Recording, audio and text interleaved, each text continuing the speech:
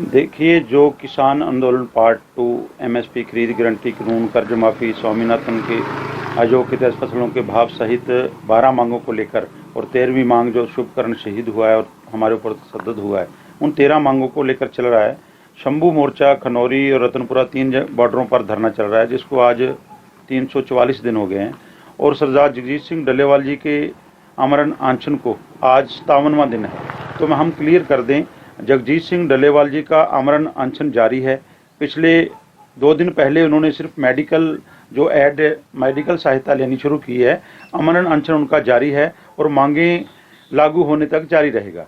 तो दोनों फॉर्मों SKM non political और केएमएम के आह्वान पर, विशेषकर जगजीत सिंह डल्लेवाल जी के आह्वान पर, हम आपके चैनल के माध्यम से पूरे देशवासियों को, हर एक किसान, मजदूर और आवाम को एक जो आगे का ऐलान है उसके बारे में अपील करना चाहते हैं।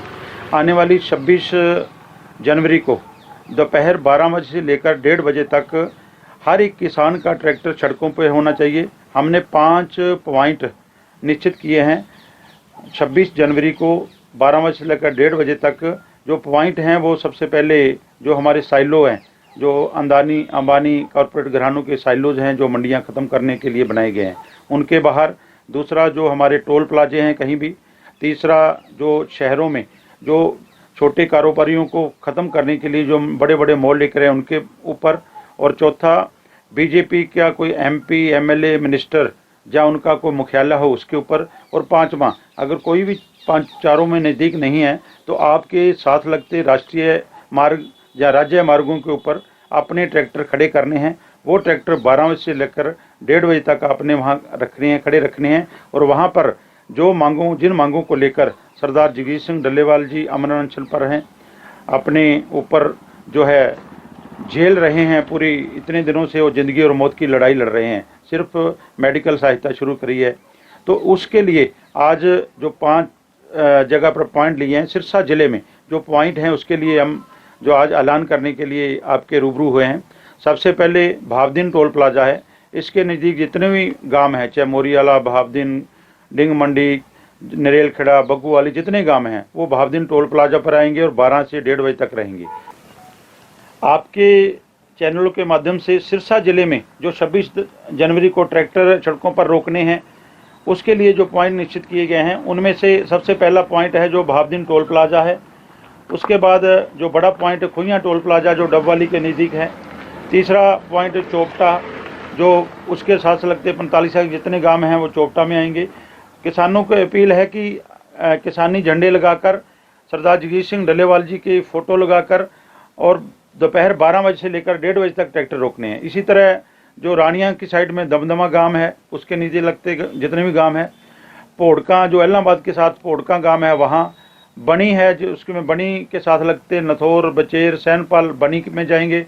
और जो जीवनगर से इलाहाबाद से डब वाली रोड है, वहाँ सादे वाला गांव है। उस सादे वाला गांव में जितने मत्तू वाला, केहर वाला, सादे वाला, डोडियाँ वाली जितने गांव वहाँ आएंगे। तो एक बीच में जो सिरसा से खारिया है, खारिया के अंदर भी जितने निजी लगता गांव है खारिया में आएंगे। तो जो इस क्षेत्र में जो रोड़ी क्षेत्र है, रोड़ी से लेकर फग्गू तक, जो सरदूलगढ़ से कालांवाली मार्ग है, रोड़ी से लेकर फग्गू तक वहाँ ट्रैक्टर खड़े होंगे।